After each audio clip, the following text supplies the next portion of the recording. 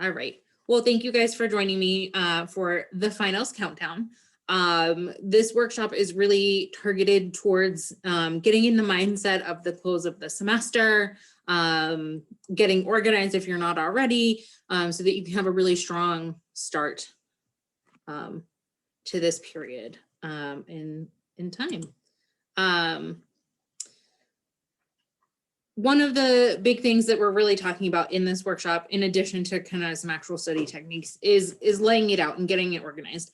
I want to start by saying, if you already have an organizational system that works really well for you, if you've been using a planner, you've been using a calendar, that's great. Stick with that. I am not telling you to redo it.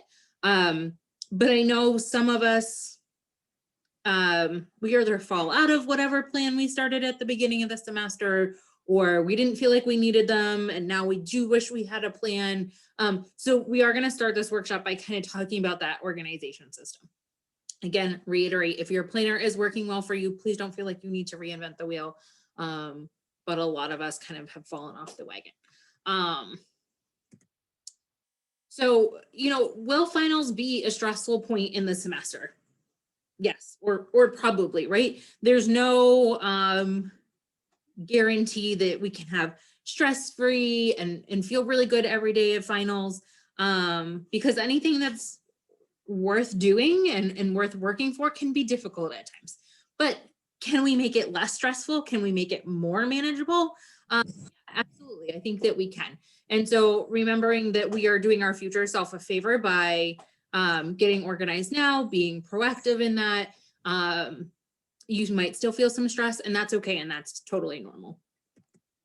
The other question that I get a lot is, but isn't it way too early? Some of you may feel like, well, I don't have an final exam for another few weeks. Why should I start thinking about it now? It just stresses me out to think about it.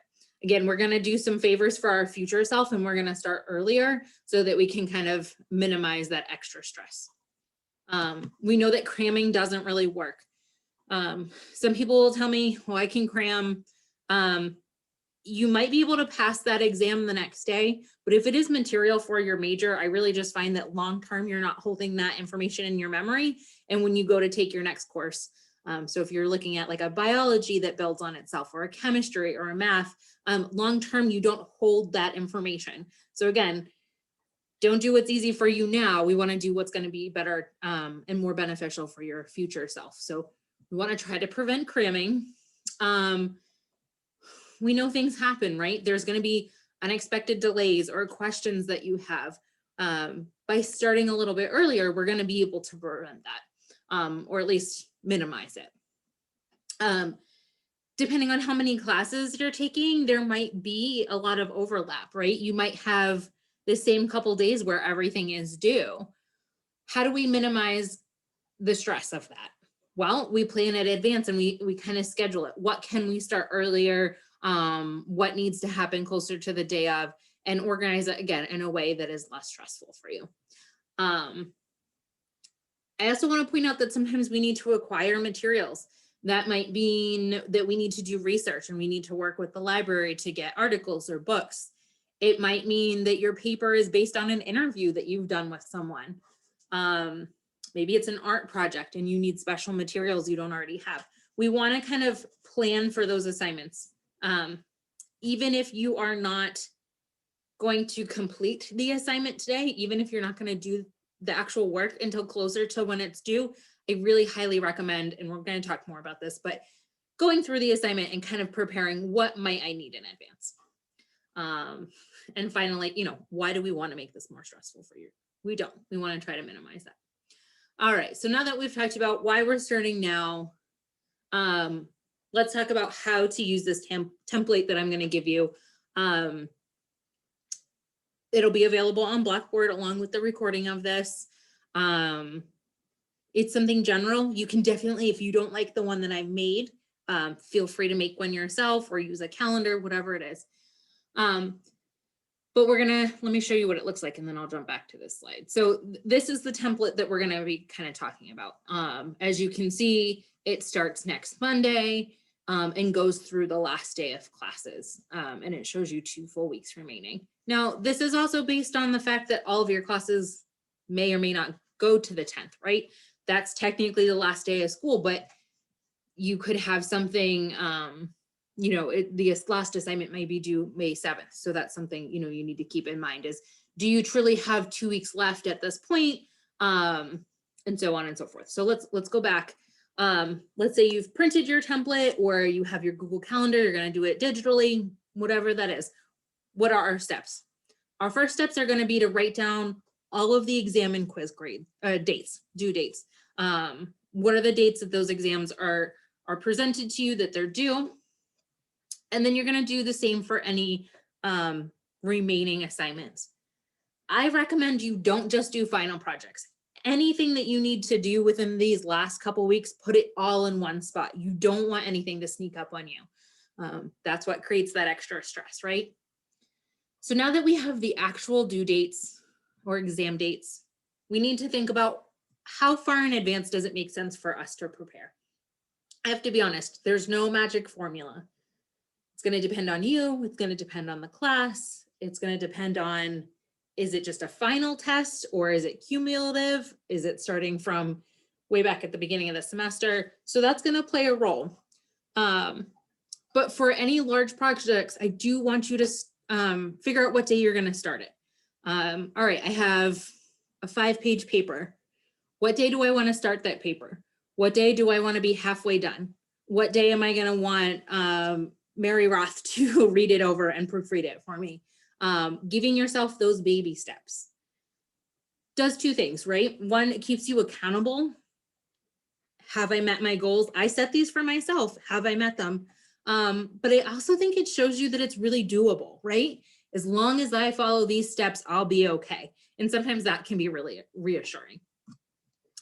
So just like we'd want to do the start date for the project, we also want to do start dates for studying. How far in advance do you want to start? You might even want to break it down into some smaller chunks. If the exam is over 4 chapters, assign each chapter, you know, to a couple days on your calendar so that you know when you sit down to work, what is your focus for that day? Jumping ahead of myself, there's smaller steps.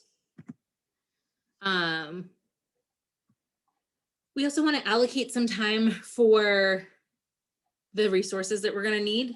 So that might be tutoring, it might be your professor's office hours, it might be some proofreading, and that can be, again, from a professional tutor, or it might just be, you know, your sibling, your mom, your roommate, whoever. But we want to think about those things. It's not always fair to expect help the day before, and sometimes it's not available, right? And so if it's something that you're really counting on, I'm going to use that proofreading example, you really want somebody to read that paper, you want to plan far enough in advance. So you're not asking your roommate 2 hours before it's due, hey, can you read this real quick, right? Because they might have their own finals or they might get called into work or whatever it is. So, you know, allocating that time on your planner as well. And then lastly, because again, you cannot do your best work if you are not in your best mental space. So definitely planning time for rest, whatever that looks like. Is that making sure you go to the gym or going for your run? Is it taking some time to watch your favorite show or go for a hike outside? Whatever it is, it doesn't matter to me that it's finals time. If you're not taking some break from the computer and from your studying, you're going to get burnt out. I'd rather you start earlier, start now. That's why we do this workshop, and plug in the time to you know, rest and relax and recuperate and not cram. So again, this is kind of what your template will look like. It does come with some written instructions. So if you need a recap of what we've talked about. What questions or thoughts do we have on this first part about organizing our time and structuring our time? Anything? And again, feel free to use that chat box if that's more comfortable for you.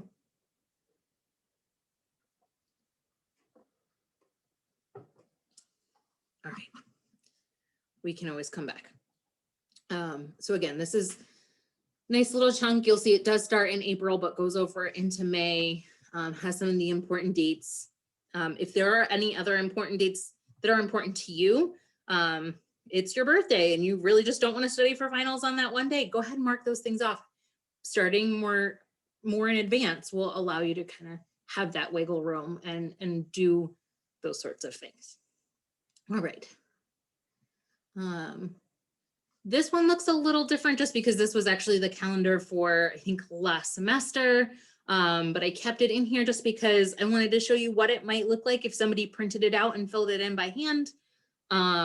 You can see I plugged in some rest time. This person, this fictional student, decided to color code. That's totally an option for you. It's not required if that just seems more overwhelming. But you can see in yellow here is English. You know, that final paper wasn't due to the very last day. So, you know, they kind of waited to do that later, whereas math was, the final exam was much earlier. So they started earlier. Each day has only 1 or 2 classes they're focusing on. And it's very specific. I'm doing a discussion board or I'm studying a math chapter. So every day, again, when they have that time for their academics, they sit down and they know exactly what they're gonna do. Cool stuff. All right. So now let's jump into a little bit more of, I don't want to say study methods, but the actual like prep. What are you gonna do with all of this time? You've organized yourself, you know what you need to do. What do I do at that time? So this one is, you know, preparing for papers. I know I have a finals paper for 1 or more of my classes. What am I gonna do? What do I need to think about to get ready? I mentioned this early on, but read through the assignment as soon as it's available, even if you're not gonna start it. Again, that's gonna keep anything from sneaking up on you. I don't want you to cram. I don't want you to write the paper the night before, but if you need to find somebody to interview or you need to get a hold of a book and read the whole book before you can write this paper, that's not going to happen the night before. So again, do yourself a favor as much as possible, get all of the materials, know what the assignment is. Do you need anything? This is exactly that. Do you need a book, an article, a movie to prepare for that? And then this is ideally what I would really like you to do. Let's plan backwards. When's the due date? When do you need to have that turned in? And then what's your step before that? Probably having somebody review it for you, right? And that might mean making an official tutoring appointment, or it might just kind of mentally making a note who you think you would ask. Before that, you're going to be looking at, when do I want to be halfway done? It depends, right? It depends on, I can't give you a magic number because it depends on how many classes you're taking, how many hours you're working, how long that paper is going to be. But I think you know yourself, or if you want, we can always have a one-on-one conversation. But when do you want to be halfway done? And then finally, what is your start date for that paper? So you're going to have quite a few chunks just for this one assignment over your calendar. And again, that's going to keep you on pace. It's going to keep you honest with yourself and really reduce that stress. I do really recommend writing outlines for papers. It doesn't have to be fancy. I know, you know, in high school, you might have learned, you know, the Roman numerals and bullets, and there's a very specific way to do an outline. I think it'll help keep you on track and get you thinking about it to just do that outline, at least really generally, thinking about where you want to start your paper. What are the topics you're going to cover? And doing that again as early as possible. That way you have time to really think it through and be thoughtful. If you're stuck, my other tip is to always start anywhere. Please don't feel like you need to start at the beginning of your paper. If there is a particular topic within your paper that really sparks your interest and you're really passionate about, but it's not until kind of your second bullet point, I encourage you to start. Go ahead, jump in. There's no reason to say that you have to write the introduction first, right? And anything is better than nothing. That those juices will get flowing as you start writing. But lastly, don't be afraid to ask for help. especially with English tutors, I think a lot of times we think, oh, they only proofread. No, they can help you get started. They can help you if you get stuck in the middle. So again, just, or even an advisor, if you can't get a hold of a writing tutor, but you are just stuck on your paper, reaching out to one of the advisors and asking them to help you kind of break down in that assignment and get started. Feel free to, again, stop me if you have any questions, but those are my main tips for papers. I'm going to talk about exams. I will tell you there is a recording, I believe, still up for study prep. This definitely could be its own long workshop, long class. So these are some, not even study tips as much as just general exam protocol, I guess. I don't know what to call it. I know I've said it, but again, I don't want you cramming. It adds stress. You might be able to memorize it in the short term, but I can promise you that when it comes to the next subject where you're needing to recall that information, it's much harder to do that. And kind of all that work and all that cramming is just for nothing. And I don't want that for you. When you're planning out how to study for that exam, you are going to want to think about how many chapters or what material it's covering. Is it just, the last of 4 exams? I know some professors that just have exam 1, 2, 3, and 4. They're all equal, great. While as other exams, it's going to cover the whole semester. And that's going to take a little more time, right? You're going to have to spend time recalling and restudying all of the chapters. So if it's not in the syllabus and it's not clear, that's definitely a great question to email to your professor or to stop in office hours if they have them on Zoom, and clarify that. But I would definitely check your syllabus first. Leave a few days before the exam to answer unexpected questions. Let's say I'm studying 4 chapters for this exam. I don't want to study the 4 days up until, chapter 1 on Monday, chapter 2 on Tuesday. That's kind of a fast pace, but also what happens if you have some tough questions or you are reviewing material and you really realize you'd like to talk to the professor about that? They're not going to want to answer some last minute questions an hour before the exam. When you're creating that plan for yourself, give yourself a 2-day window before the day of the test, that will allow you to reach out, email or to set up a Zoom with your faculty if you want to go over a sample problem or ask any clarifying information. Not only does it help with your stress and you're not trying to frantically get a hold of that person, but it also just, I think, builds a lot better relationship with your faculty, right? You look more professional, put together, and either if you're ever needing to use that faculty member as a reference or you're wanting to take a class with them, it's helping you have a better relationship that you're not always asking them questions the day before. So couple benefits to planning in advance. Lastly, again, I have another workshop recording that does go over these things more in depth, but my big thing is to mix up your study methods. A lot of people, this isn't wrong, but I just don't think it's talked about. People will say, when I ask them how they study, well, I look at my notes. Anything that's just visual is really long-term not going to put that in your memory. You want to mix it up. Auditory, verbal, things like that. Rewriting your notes so that you have that hand to paper method, or listening to a podcast or a recording of a lecture while you're going for a walk, or chatting with somebody, even if they're not in your class, explaining what is going to be on the exam. So you practice saying it out loud.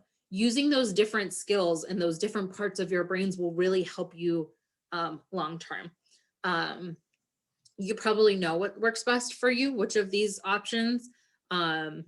If you feel like you're spending a lot of time studying and not getting a lot of benefit out of it, please come talk to me. I'm not going to just tell you to double your study time. I want to see if you're using the methods that are best for you. So just keep that in mind. Play around with some different methods. What worked for you in high school might not work for you now. What works for your best friend or your sibling might not work for you. It's okay. We need to try different things, and there's nothing wrong if it's not working, right? And we need to mix it up. That's okay. So before I jump into this, I'm going to give a second. Any questions or thoughts before I keep going?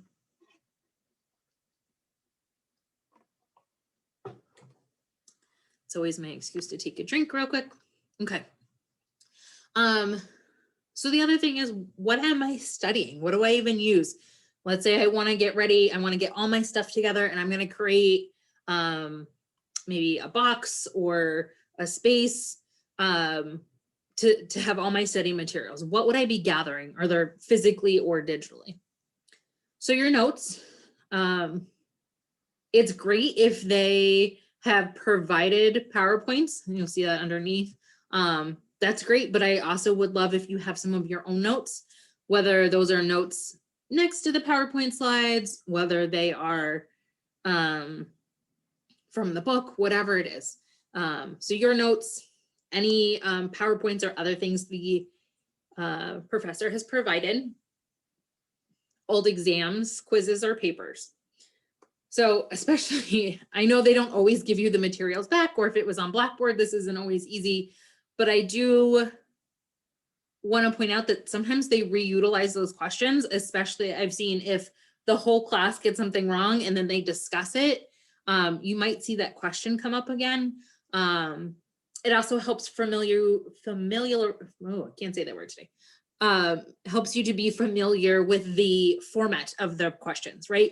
What type of questions does that professor like to ask you? Are they trying to trick you? Are they really straightforward? Do they do a lot of fill in the blanks?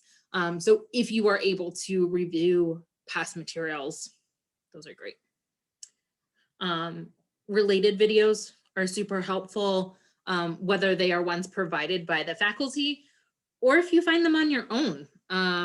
You know, maybe you've met with your professor, you've met with a tutor, you're still having a hard time understanding a certain concept, YouTube it, and there might be somebody else who explains it in a totally different way that really fits how you think, and it can finally click. So that's a great method for studying for sure. Flashcards, pretty self-explanatory. I will say digital or paper. I like paper flashcards because you do get the added benefit of, as you're writing them, that's another really strong way of getting it into your memory. That being said, any of those flashcard apps are great too, because you can really do them on the go. And finally, textbooks and articles. So any published materials relating to your class. These are all the things that you're going to want to pull from. You know, if it's in the textbook and it was on the exam and it's on the PowerPoint, you know that that's a really important topic, right? And if it's a final that's going to cover the whole semester, you're probably going to see it again. So I know that was a lot of information in a short amount of time. What questions do you guys have, or what were you hoping I would cover? What are you most nervous about? Or even if you want to share things that you do that work really well. I don't have any questions necessarily because you really covered everything. It was really great. But I guess one thing I'd just like to add to something that helped me is I like how you're talking about planning out your paper and how you can even work backwards. So in the beginning of the semester too, oftentimes your professor will you know, give you a preview of what your semester will look like and the assignments you have. So I use my planner, but I go through you know, with specific due dates of papers and finals and everything, and that can kind of help me get a good visual of okay, when is it due and how prepared do I have to be in advance for it. So that's just a side note. Yeah, absolutely. I'm so glad that you do that. I do recommend a really similar method for starting the semester, right? I do love, especially if you were in multiple courses, it's great to do your whole semester all at once. You can see the busy times and slow times. But I also understand that's not realistic for everybody. Sometimes we have good intentions. So, if you have to do it at this point, that's fine. That's great. But I'm glad to hear that this is something that has worked for you for some time. All right. Well, thank you guys for coming. I really appreciate it.